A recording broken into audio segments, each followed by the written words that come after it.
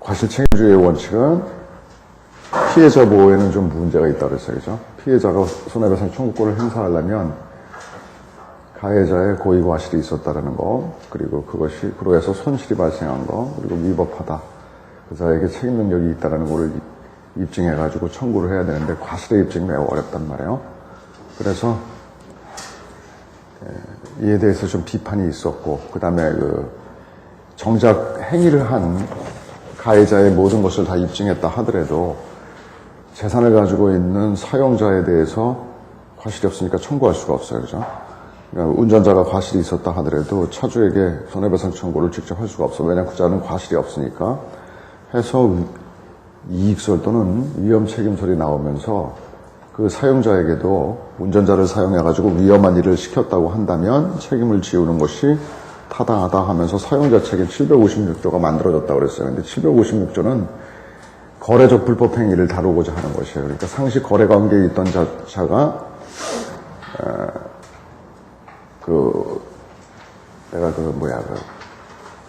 하나의 예를 들었던 게 대출 관계에 있는 은행의 대출 관계 직원이 회사를 이름을 도용해가지고 대출을 받았다 그래가지고 손해를 입혔다 하는 경우에 회사는 고의 과실이 없지만 이익 내지는 위험설에 근거해가지고 그 사용자에게 청구할 수 있었다. 그리고 이러한 불법 행위가 수인에 의해서 이루어지는 것이 공동불법 행위인데 자동차 사고와 관련된 것은 독립행위가 경합해가지고 일어난 불법 행위가 중요하다고 그랬죠. 하여튼 이들은 연대 책임 관계로 한다고.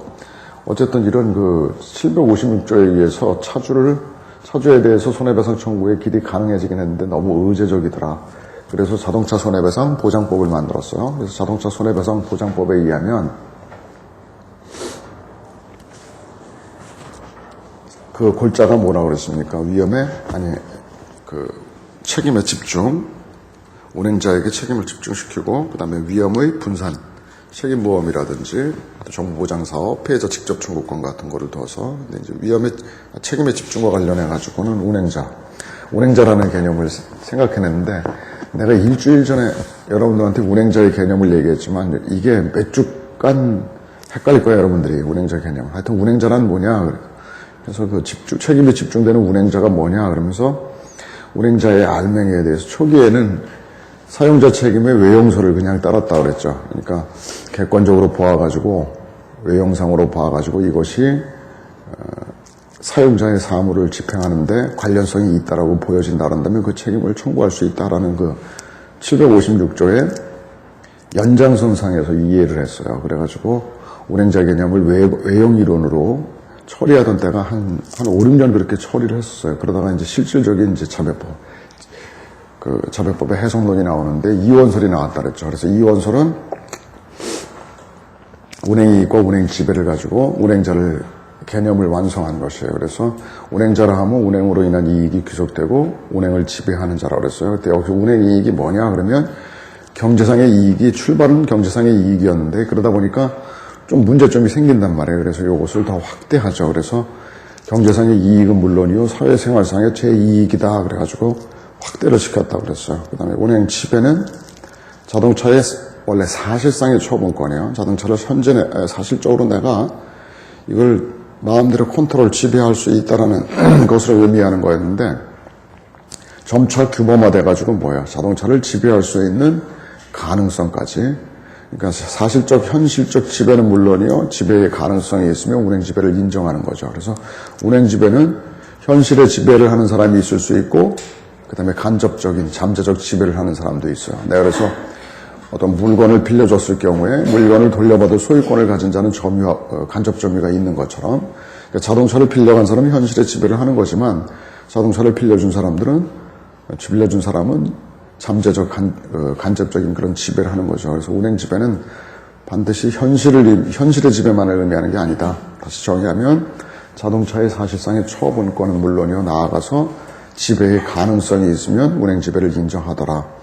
그리고 운행자 인정 방법은 어디까지 입증을 해야 되느냐에 관해서 구체서는 그 운행이 차주를 위한 운행이었다라는 구체적인 사실, 당의 그 사건이.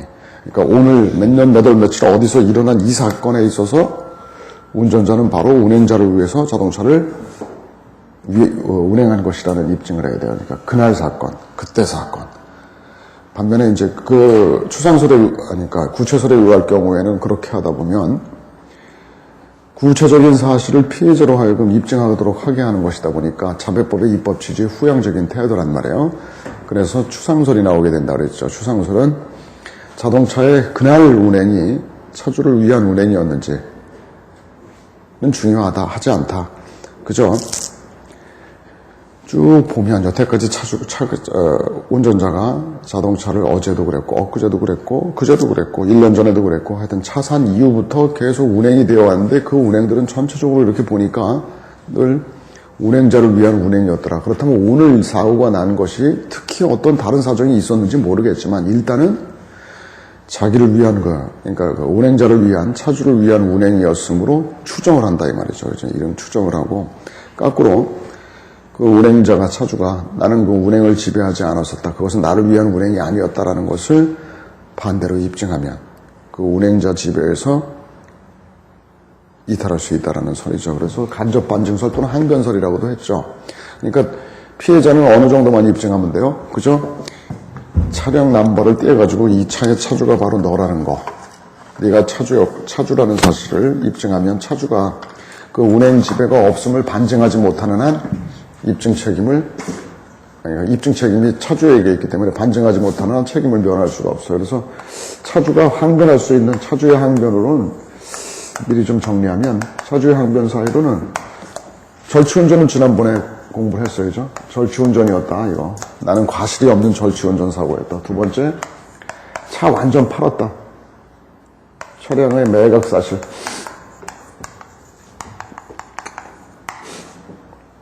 또 하나는 오늘 하게 되겠지만 자동차 취급업자에게 위탁한 사실. 요 세 가지는 항변 사유로 대법원이 법원이 받아주고 있다고. 우리 절취운전 사고는 지난번에 공부했으니까 절취운전자가 운행자지만 절취운전 사고의 차주는 과실이 없는 한 운행 지배가 완전히 이탈된 것 전형적인 사유로 인정을 하죠. 이거 먼저 얘기했고 오늘 요거 다 할 거예요. 하여튼 그래서 추상소를 공부했고 그 다음에 이제 보유자와 운행자를 여러분 구별해야 한다 그랬죠. 운행자는 자기를 위해 자동차를 운행하는 자이기만 하면 그 자가 적법했건 위법했건 관계없이 모두 책임을 져야 하는 책임 주체예요. 반면에 보유자는 그 책임을 지게 되는 운행자 중에서도 적법한 사람을 말하는 것이죠. 적법하게 자동차의 소유권자이거나 자동차를 사용할 권리를 가지고 있는 자란 말이에요. 그러니까 절취운전자하고 무단운전자는 적법하지 못하니까 이 위법 운행자인 절취 무단운전자를 운행자에서 빼면 보유자가 된다라고 논리적으로 말할 수가 있죠. 그 다음에 보유자는 왜 그럼 이 개념이 필요했느냐? 지금은 별 필요가 없어요. 그 전에 대인배상 책임보험, 그러니까 자배법에 의해서 강제되는 자배적 보험의 피보험자를 보유자로 하기 위해서 그런 거예요. 보유자. 피보험자를 정하기 위해서. 모든 운행자를 책임보험에서 보호할 수는 없어. 무단 절취운전자에게 보험금 청구권을 인정할 수는 없는 거거든요. 그래서 걔네들을 뺀 보험금 청구권자가 될 수 있는 자격이 있는 보유자. 여러분이 피보험이익의 개념을 공부했으면 피보험이익의 경제성, 적법성, 확정성을 요하는 거 기억나시죠? 그러니까 그 피보험이익이 귀속되는 자 중에서 절취운전자도 경제성은 있지. 그 다음에 확정성도 있죠. 손해 확정 가능성도 있고 다 있는데 뭐가 없어요. 적법하지를 않죠. 그들은 피보험자가 될 수 없는 것처럼. 그러니까 피보험자가 될 수 있는 자격이 있는 자가 운행자 중에서 절취 무단운전자를 뺀 보유자들아 이 말이야. 그래서 보유자의 개념에 대해서 공부했어요. 그 다음에 운전자는 다른 사람을 위해서 자동차를 운전하는 자라고 그랬죠. 그러니까 사실 조작 관계가 조작하는 일이 누구 때문에 그러는 거냐면 운행자를 위해서. 그렇고 그 다음에 운전자 개념까지 공부를 했고 그러면서 범위를 이제 논의를 하면서 지난주에 무단운전자, 절취운전자를 살펴봤어요. 우선 무단운전자를 보면 차주와의 신분관계가 있는 자죠. 그러니까 종업원이라든지 친족이라든지 아들이라든지 이런 친족의 자동차의 무단 사용을 말하는 거예요. 그러니까 차주로부터 허락을 받지 않았기 때문에 문제가 되는 거죠. 그래서 위법한 사용이에요. 그런 무단 운전자가 자기의 자동차를 운행하는 자이면 틀림이 없죠. 운행 지배를 하고 있고, 그래서 그자가 운행자 책임을 지게 되는데, 무단 운전에 있어서 핵심은 무단 운전자의 운행자성이 문제가 아니고, 거기에 에어컨의 크기를 강약을 약으로 좀 놔라. 약 선택을. 아 그래? 근데 시끄럽네 매우. 그래서 무단 운전자는 운행자인데, 무단 운전자가 운전에서 야기한 사고에 대해서 차주가 책임을 지는가가 문제죠. 차주의 운행자성이 논의가 돼야 되는데 5가지가 기억나실 거예요. 신분관계가 어떠한가, 그 다음에 뭐요? 열쇠 관리는 어떠했나, 그 다음에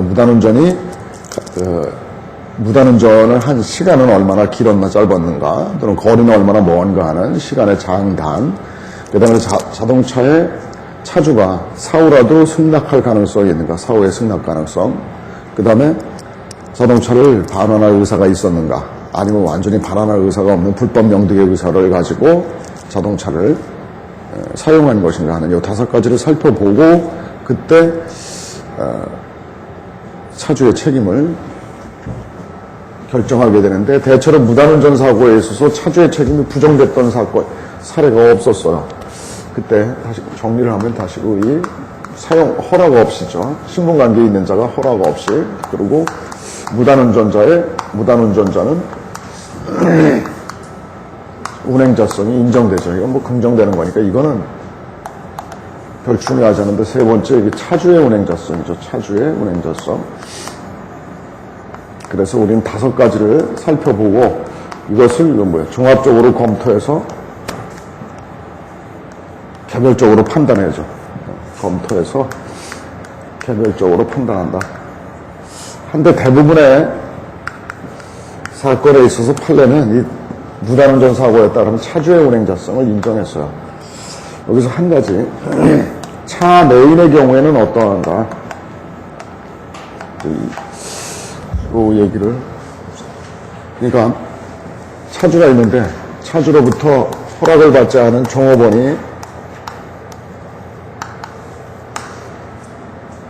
지나가는 아가씨하고 아가씨한테 차를 타라고 그래가지고 이 차가 동승하게 됐어요. 그래서 어떤 아가씨가 동승했다. 둘이 차를 타고 가다가 이 차를 타고 차외인 양수리 농민을 말이지, 차외인을 치게 했단 말이에요.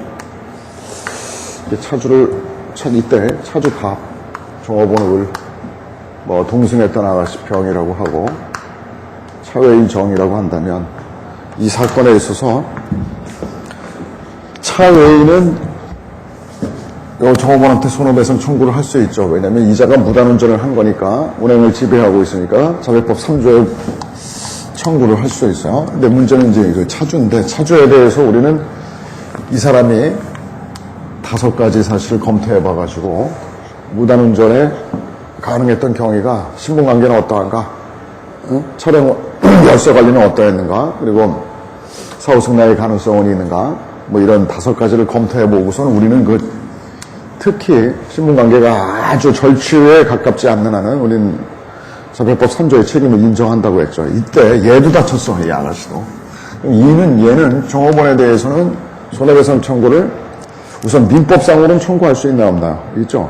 얘는 운전을 했던 가해자고, 얘는 얘 운전 잘못을 해서 피해를 입은 피해자니까 가피해자는 민법 750조에 청구를 할 수 있고, 그 다음에 자배법 3조에 청구를 할 수 있느냐? 할 수 있어요. 아가씨도 종업원이 자기를 위한 운행을 했던 무단운전자니까, 운행을 지배하고 있으니까 얘한테 손해배상 청구 가능한데, 얘한테는 어떠하냐? 이 동승자였던 차내인이 차주에 대해서 손해배상 청구를 할 수 있느냐? 과거 초기에 학설은 어떤 입장이었냐면, 그 차량의 동승자에 대해서는 무단운전 사실을 알았다면, 이게 무단운전임을 알면서 동승한 것이라면 차주에 대해서는 손해배상 청구를 못한다라는 입장을 취했었어요. 근데 가만히 생각해보면 만약에 이 둘이 만약에 그 종업원의 여자친구라든지 그런다면 차에 타라고 그랬을 때 이 차가 무단운전임을 알아. 이제 그 회사의 기사인데 지가 마음대로 이렇게 끌고 다녀서는 안 된다는 사실을 알지만 그 아가씨 입장에서 남자친구가 타라고 자꾸 그걸 강요하는데 안 타면 안 만날 거야 그런다면 얘기가 또 좀 달라질 수 있죠. 또 그런 정도는 또 그 뭐 사고를 나기를 바라는 것도 아니고 이 사람이 뭐 사고를 야기하려고 어떤 거기에 원인을 제공했던 것도 아니고 단순히 동승을 했었다고 한다면 차후에 판례는 이런 말을 합니다.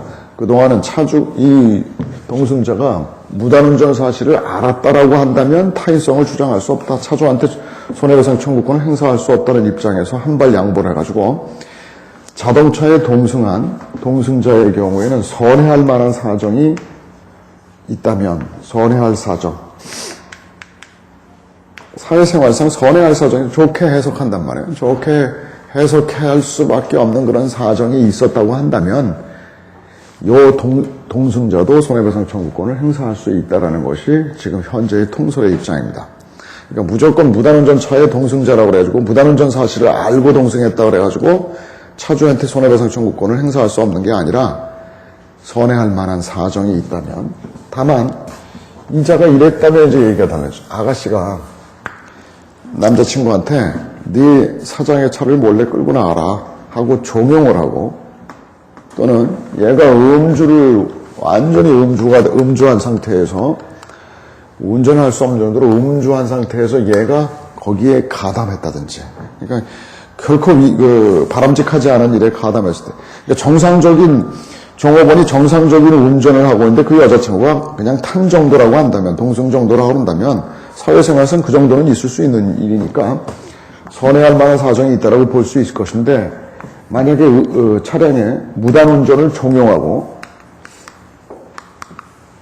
또는 적극적으로 가담했다, 그 좋지 않은 행위에 적극적으로 가담했다 라고 하는 경우에는 운행자성을 부정합니다. 차주의 운행자성을. 그러니까 동승자가 단순히 동승한 정도를 넘어서 무단운전을 종용했다든지, 또는 그는 위법한 운행 자체에 가담해가지고 같이 했다든지, 그래서 이런 사례가 있었어요.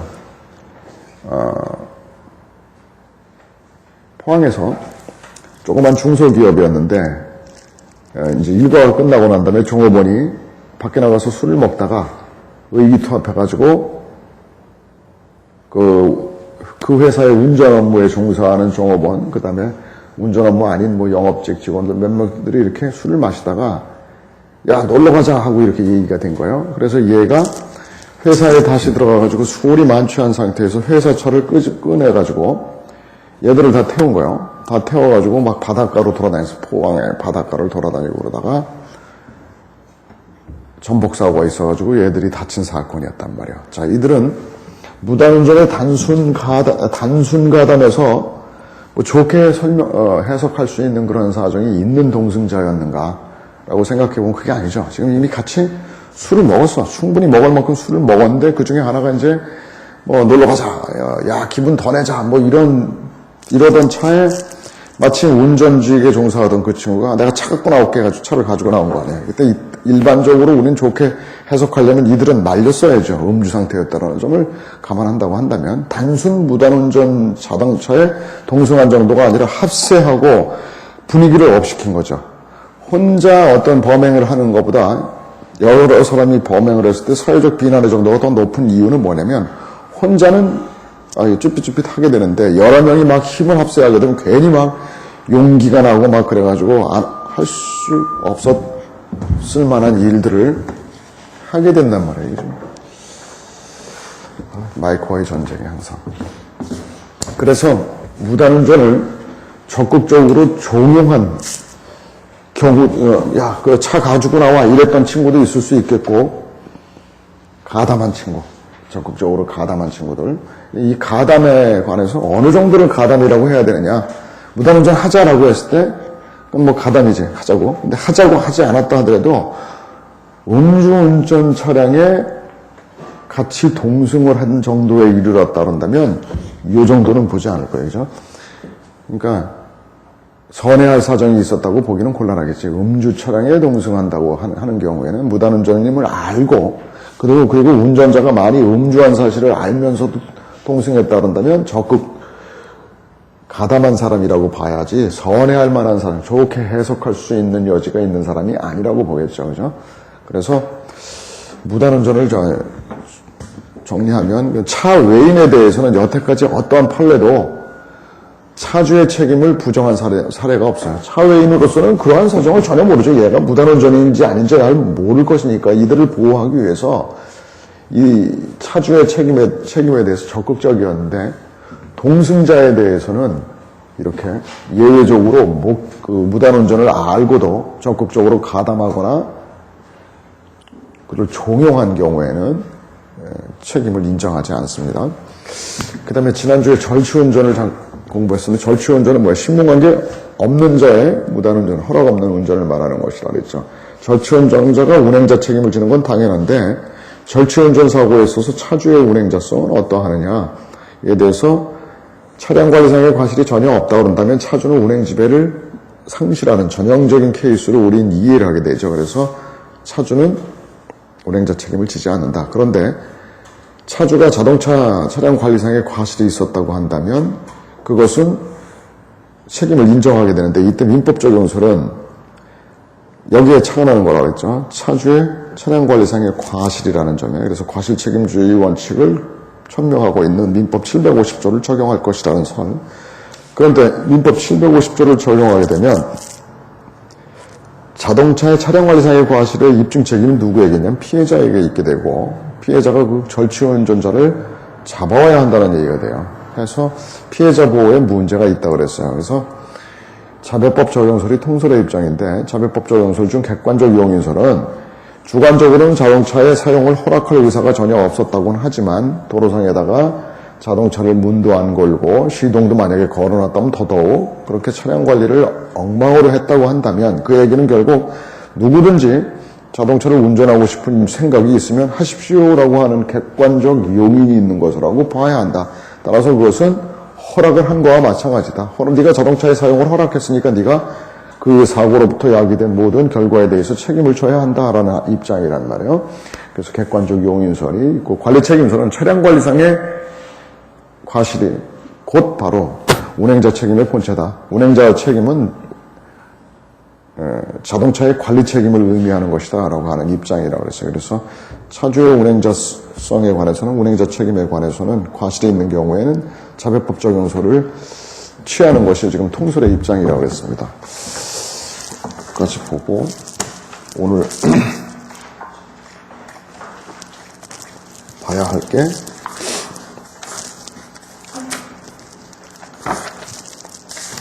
사용대차, 임대차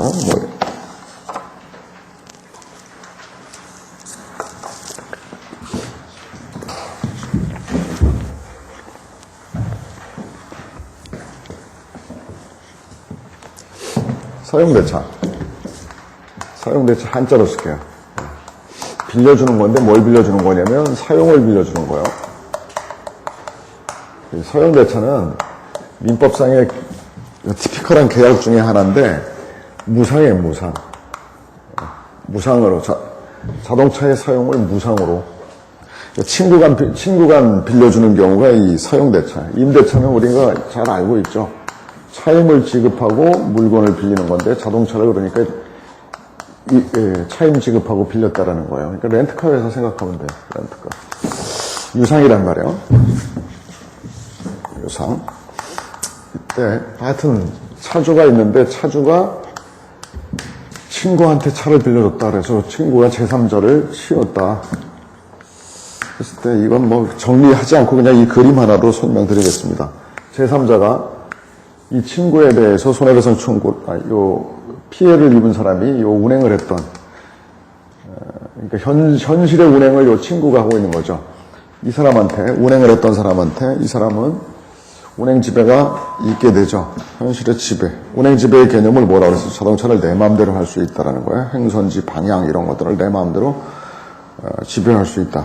마음대로 결정할 수 있다라는 것을 의미하는 거니까 얘한테 차별법 3조의 청구를 할 수 있어요. 차주는 지 맘대로 자동차를 막 끌고 다니고 그로 인한 이익이 향수되었던 차란 말이에요. 그래서 차별법 3조의 청구를 할 수 있는 거. 친구한테 차를 빌려준 이 차주에 대해서도 제3자는 청구할 수 있는가. 얘는 딱 보니까 차량의 남발을 보니까 아, 네 이름이 여기 써 있더라. 그래서 이 친구를 봤는데 이 친구 차량의 소유자는 어떻다고 하는 거야. 자동차의 소유권을 가지고 있으니까 반환의 청구권이 있죠. 그러니까 지배의 가능성이 있으니까 얘 운행 지배가 있는 거죠. 미리 얘기한다면 얘는 직접 지배를 하고 있는 거고 얘는 뭐예요? 간접 지배를 하는 거죠. 하여튼 운행 지배를 하고 있는 거죠. 그러니까 따라서 얘한테 손해배상 청구를 할 수 있어요. 사용된 차의 경우에는 특별히 따져볼 것도 없어요. 근데 깊이 들어가지도 않을 거고 그냥 자동차 보험에서 들어가면은 바로 이자가 차주가 이제 보험을 든다 그런다면 걔가 증권에 기재한다 그래서 얘를 기명 피보험자라고 그래요. 자동차 보험에서. 그리고 기명 피보험자로부터 자동차 사용 허락을 받아가지고 사용하는 피보험자를 허락 피보험자라고 그러거든. 예, 허락 피보험자예요. 전형적으로 모두 손해배상 책임이 있는 자고 아무 문제가 없어요. 임대차는 뭐 렌트카 회사가 있다. 근데 이 렌트카 회사가 자동차를 빌려주고 뭐 어떤 사람한테 빌려줬다. 그리고 렌트한 사람 이자를 갖다 그러니까 빌려줬으니까 대주라고 하고 얘가 빌려받았으니까 차주라고 빌린 사람이라고 한다면 그래, 빌린 자라고 합시다. 돈 주고 빌린 자. 빌린자가 제3자한테 사고를 야기했을 때, 이 빌린자, 운행자입니까? 아닙니까? 자기의 자동차를 운행하는 자죠. 그죠? 운행 지배를 가지고 있단 말이에요. 빌려준 자는 자동차가 완전히 뭐 신분관계 없는 자에 의해서 점유권을 상실한 게 아니라 돌아오죠. 임대 기간 동안에 자동차를 돌려줄 거란 말이에요. 그렇다고 한다면 얘도 운행 지배를 가지고 있는 자고 따라서 차별법상 운행자 책임을 지게 됩니다. 그래서 하나 조금만 더 다른 쪽으로 응용을 해볼까? 이러면 어떻게 될까? 임대차 계약에서 얘가 3일을 빌렸습니다. 3일 쓰기로 3일을 이렇게 약정하고서 차를 빌렸는데 지금 6일, 7일 된 상태에서 빌린 기간은 3일인데 얘가 지금 5일, 6일째 반환을 하지 않고 자동차를 끌고 다니고 있어요. 그러다가 사고를 냈습니다. 자, 반환하지 않고 6일째 자동차를 운행하고 다니던 이 빌린자는, 렌트카를 빌린 자는 차별법상 운행자야 아니야. 운행자지. 자기가 자동차를 운행하는 자니까. 이때 렌트카 회사는 6일째 사고가 났을 때 운행 지배가 있다라고 볼 건가 없다라고 볼 건가 물어볼게. 내가.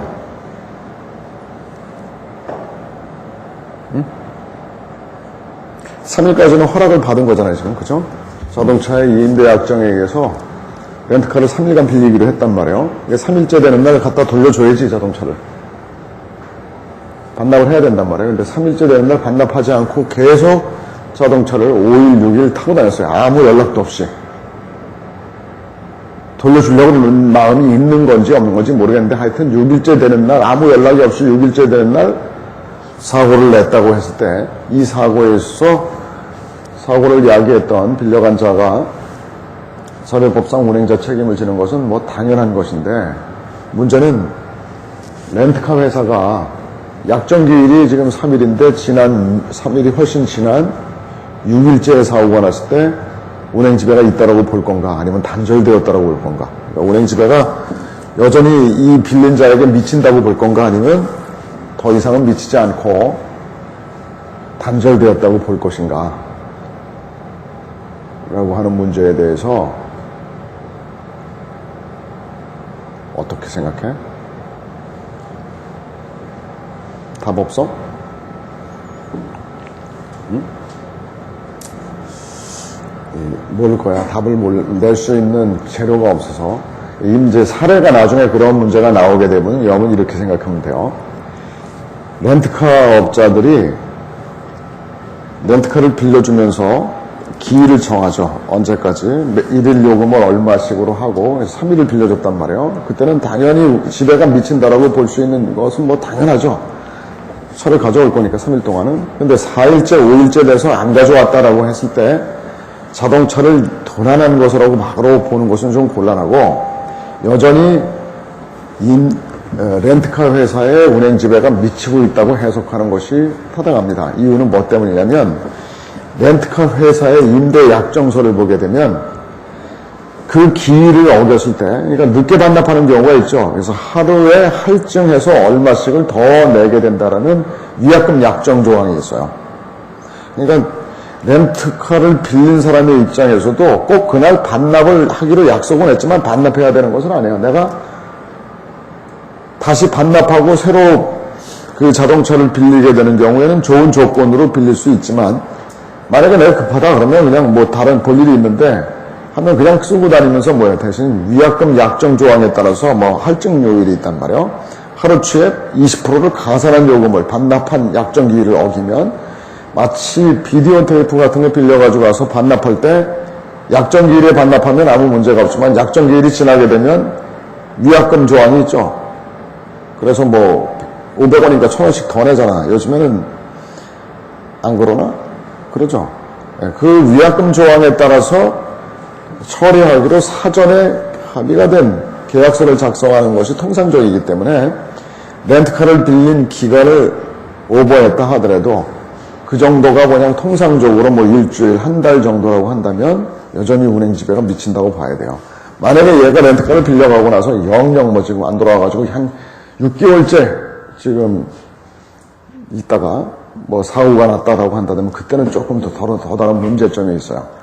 그때는 그러면 절취운전으로 가야 할 것인가, 절취라고 볼 수가 있죠. 반환한 의사가 없는 것을 드러낸 것이라고 봐야 할 수 있잖아요. 그런 사례는 시험제 여러분들한테 주지 않겠지만, 빌려간 자가 만약에 보통 한 일주일 또는 뭐 보름 정도라고 한다면 여전히 렌트카 업자의 책임을 미치고 있는 거예요. 6개월째다라고 그러면 어떻게 할 것인가 하는 문제는 아닌데, 아직 그러한 사례는 없었어요. 그렇다면 여러분은 그 다음에 어떠한 문제를 따져봐야 돼요? 렌트카 업자가 자동차 회수를 하기 위한 어떠한 노력을 기울였는가. 그래서 렌트카 업자가 만약에 도난 신고를 하고 시간도 상당 시간이 오래 경과했다고 한다면 그때는 절취운전에 준해서 처리해야 될 것이니까 렌트카 업자의 책임이 없다고 보는 것이 옳을 거예요. 그런데 렌트카 업자가 그러한 차량 회수를 위한 수배, 도난 신고를 해서 수배하는 그런 절차를 거치지 않았다고 한다면 여전히 렌트카 업자의 운행 지배가 미친다고 봐서 얘들이 손해배상 청구권을 인정해야 된다고 생각해요. 사용대차의 경우에도 우리 똑같은 것을 사례를 봤었죠. 친구가 교도소에서 먼저 출소한 친구가 차를 빌려줬는데 이놈이 안 가져왔단 말이에요. 그래가지고 한 일주일 만에 사고가 발생했는데 일본 최고재판소는 뭐라고 봤냐면 얘 운행 지배는 없다라고 했는데 그 판결에 대해서는 비판이 높아요. 얘로서는 그러지 욕설만 하는 등 자동차의 위험사상, 자동차가 위험한 물건이기 때문에 이렇게 엄격하게 규제하는 것인데 그 위험을 제거하기 위한 어떠한 노력도 하지 않고 오로지 그냥 그럴 수밖에 없었다는 얘의 그 공포심, 그 친구의 뭐 어떤 그런 것들, 얘의 의사에 반하는 그런 운행이었다라는 점만 착안해가지고 책임을 부정했던 그 판례에 대해서 많은 비판이 있어요. 그래서 그 친구가 처음에는 사용대차 관계에서 무단운전 관계로 그리고 정말 도난에 간 경우까지 극단적으로 갔다고 하지만 차주로서 자동차를 회수하기 위한 어떠한 노력을 했는가를 갖다 어떤 노력을 기울였는가를 고려해가지고 책임 여부를 결정하는 게 옳을 겁니다. 일단 그 결정하는 데 있어서 다소간 모호하다라고 판단되는 경우에 여러분은 결론을 어느 쪽으로 내는 것이 항상 옳아요? 가급적이면 책임을 끌어드는 쪽으로, 수험생 입장에서는 이 책임을 인정하는 쪽으로 끌고 가십시오. 그렇게 보고, 자, 절취운전, 무단운전, 사용대차, 임대차, 할부자동차.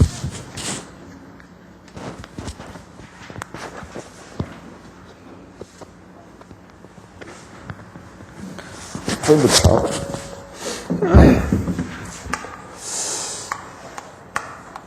지금은 이 할부 자동차에 대해서 그렇게 판매하는 방법은 잘 하지 않는데 옛날에 그랬어요. 소유권 유보부 할부 매매라고.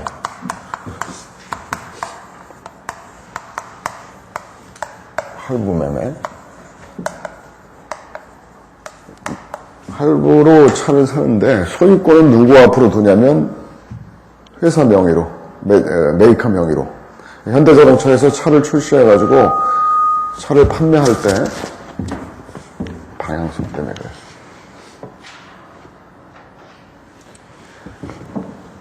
그 차를 사는 사람이 명의를 바로 옮겨가는 것이 아니라 회사의 이름으로 차를 둬요. 그러니까 현대자동차의 명의로 차를 파는 거예요. 그러니까 현대차, 그리고 이제 그 고객이 자동차를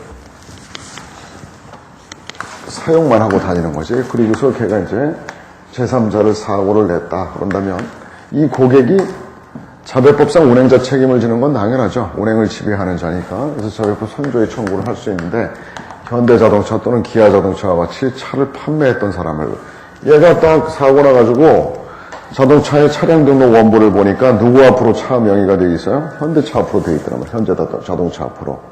그러니까 옛날에 소유권 유보부 할부 매매가 뭐냐면 소유권을 그 매도인이 판 사람이 유보하는 거예요. 리스와는 조금 달라요. 리스와는 좀 다르고. 응? 소유권 유보, 옛날에 했었을 거예요. 텔레비전 나왔을 땐 내가 처음 텔레비전 나왔던 시절에 텔레비전이 굉장히 고가였어요. 컬러 텔레비전 같은 것이. 라디오도 그랬어. 라디오 같은 거. 이런 거 전파상에서 라디오, 컬러 텔레비전, 텔레비전 이런 걸 팔 때 팔아요.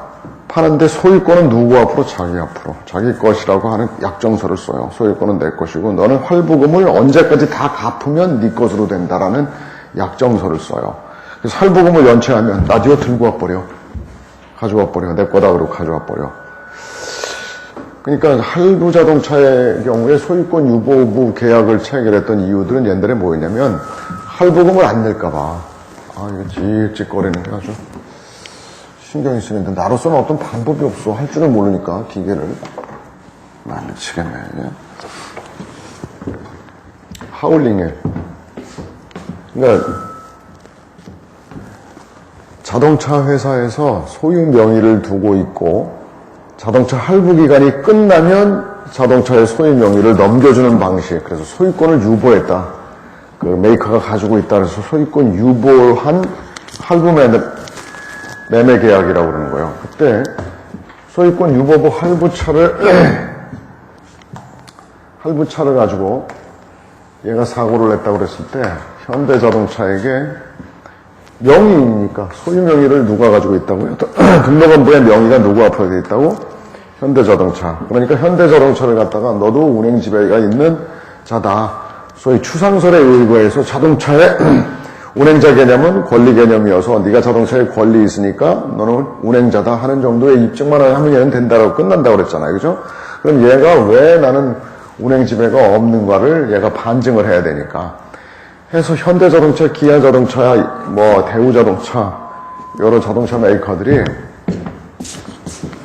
많이 풀려다녔어요. 법원에 손해배상 청구와 관련해가지고. 그럼 얘네들은 가지고 가. 뭘 가지고 가냐면 자기의 변론 내용을 담은 어떤 답변서를 갖다가 제출을 하는데 그 내용들이 뭐냐면 메이커에서 이렇게 자동차 회사에서 자기 앞으로 명의를 두는 이유는 이자가 운행을 지배하고자 하는 생각은 전혀 없다. 오로지 뭐냐? 자동차의 할부금을 확보하기 위한 수단일 뿐이다. 그러니까 여기 소유권을 유보하는 이유는 뭐예요? 오로지 운행 지배는 없다. 운행 지배의 의사는 없고 오로지 할부금 확보. 다시 말해서 할금을 확보하는 담보수단일 뿐이다.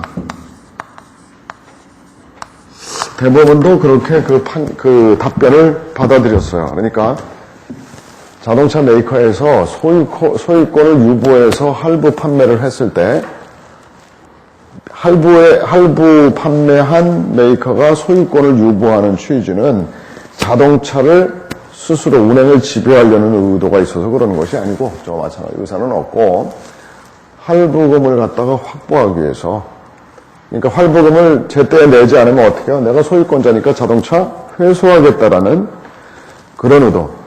그러나 자동차에 대한 운행은 전혀 관심이 없다. 오로지 할부금을 확보하기 위한 것이다. 따라서 현대자동차는 운행 지배가 없다. 전혀 없다. 운행 지배가 없다. 그러니까 제3자는 현대자동차에 대해서 손해배상 청구권을 행사할 수 없다. 이게 결론. 그러니까 할부차의 경우에는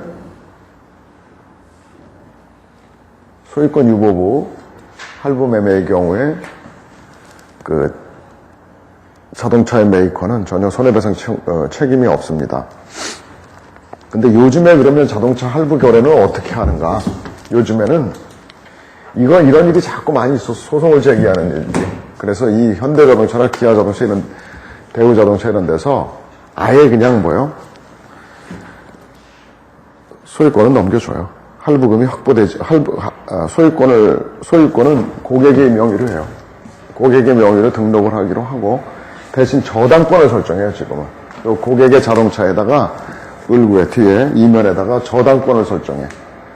그래서 만약에 안 갚으면 저당권을 설정하게 되면 어떤 권리가 있냐면 경매 신청권이 있어요. 내 채권을 갖다가 확보하기 위해서 경매 신청을 할 수 있거든. 그래서 저당권 설정을 해요.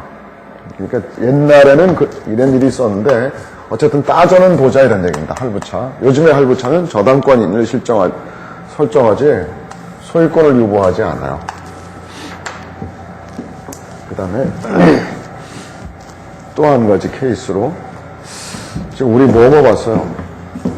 절취운전, 무단운전, 세 번째 임대차, 사용대차, 네 번째 할부차. 그 다음에 마이카를 5번 마이카를 회사 업무에 사용한 경우 사용 시 운행 관계는 어떻게 되는가? 운행자 책임 관계는 어떻게 되는가? 자, 첫째, 회사의 자동차를 업무로 사용하는 경우에 많이 있죠. 예를 먼저 들을게요. 은행 직원이 출장을 가게 됐어. 담배를 너무 많이 피는구나. 은행 직원 둘이 출장을 가기로 했는데, 출장을 가는데, 국민은행 본점 지점이, 국민은행 지점에 감사를 간다든지 출장을 가게 됐어. 이때, 내 차를 가지고 지점에 출장을 간단 말이에요. 그때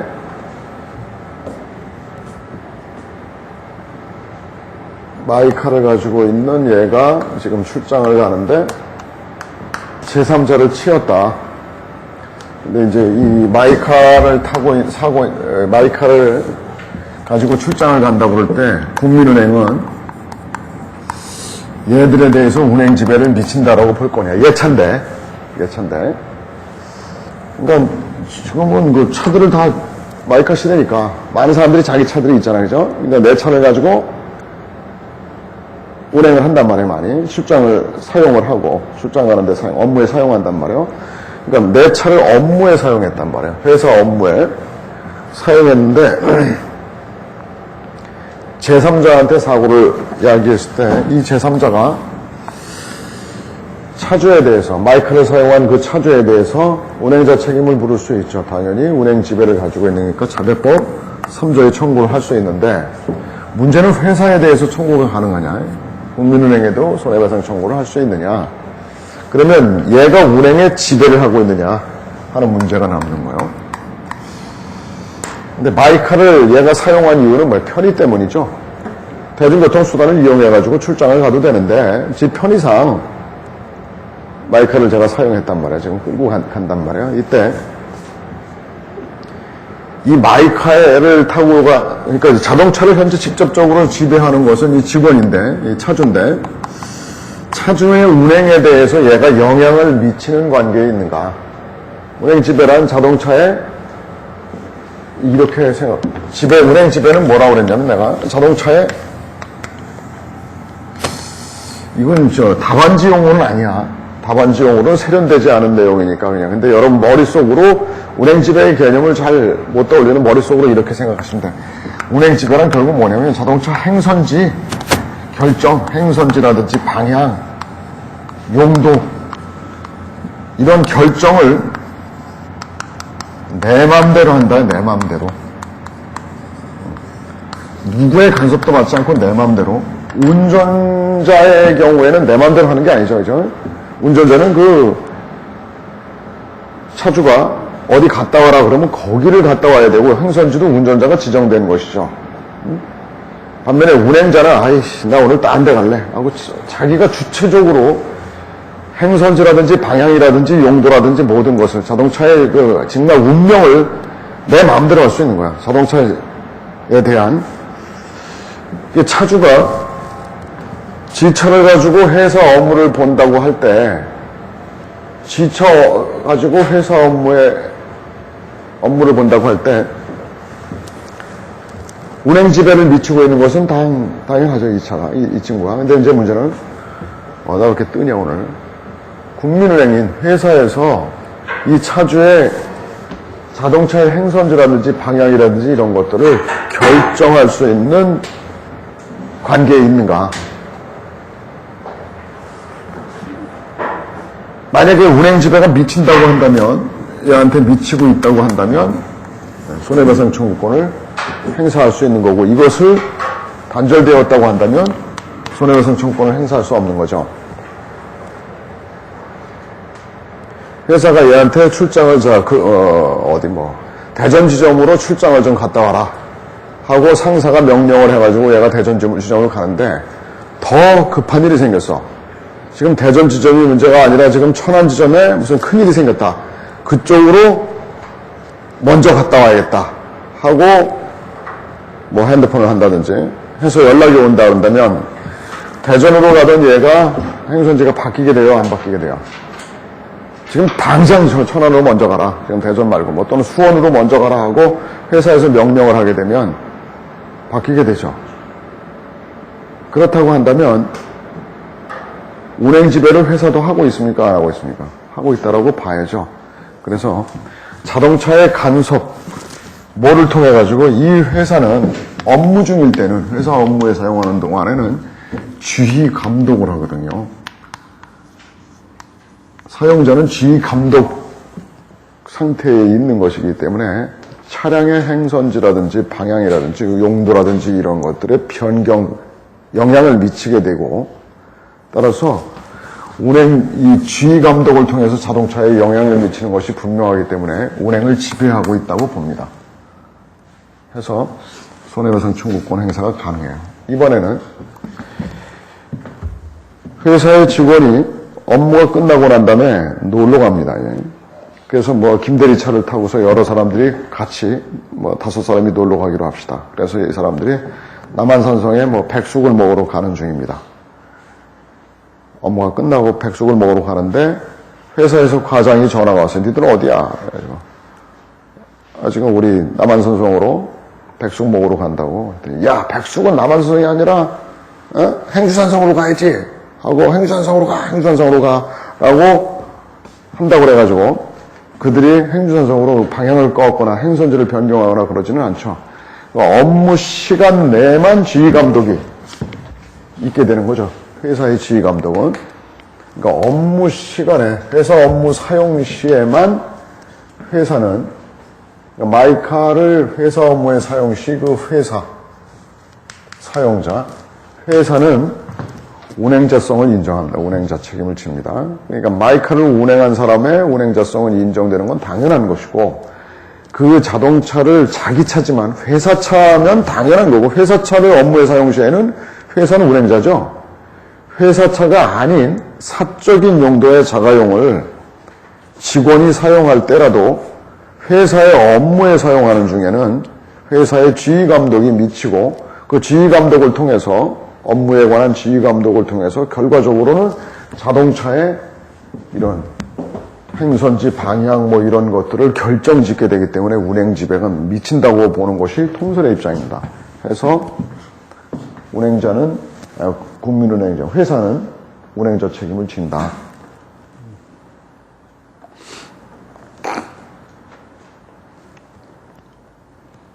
10분만 쉬었다 합시다. 목 아파 죽겠네. 목이 풀리지.